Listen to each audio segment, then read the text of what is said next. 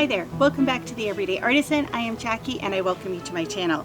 So I hadn't planned on actually making this particular video at all. I'm up at my cottage for the summertime between the forest and the water, and one day I started working on a project just for myself, just for fun, with no intention of really sharing it at all. It was my hobby day. I have shared though how much I love making tiny books, and I actually made a video on how to make tiny books in the past. I was inspired by the work of a woman named Lady Miniac, and she is fabulous, and she is also on YouTube. You can check her out. I will leave her link in the show notes, and she has some beautiful tutorials on making these medieval tiny books, and they open and close and they have real pages in them, and they inspired me so much and I became obsessed with making them. So much so that I had to make a tiny bookshelf, which I do have my video on how to make a tiny bookshelf.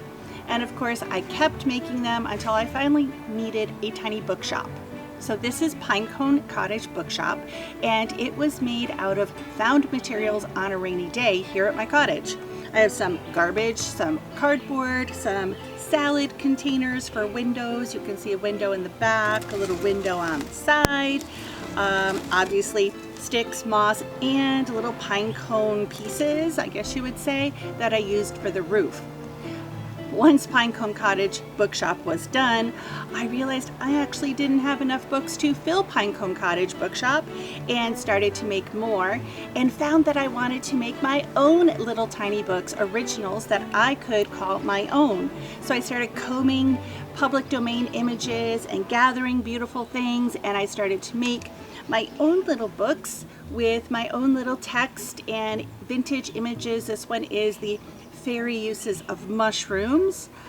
Then I also found that I could find public domain versions of classic books such as Cinderella or Peter and Wendy, which was an early edition of Peter Pan, Flowers of the Farm, and I just kept going, and I learned so much. I learned how to use some new computer programs, and I started to fill the shelves in the Pinecone Cottage Bookshop with my own tiny books.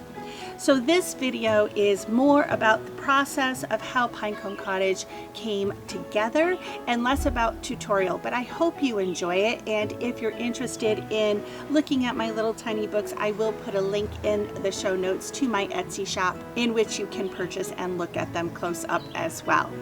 I hope you have a wonderful day, and let's get started.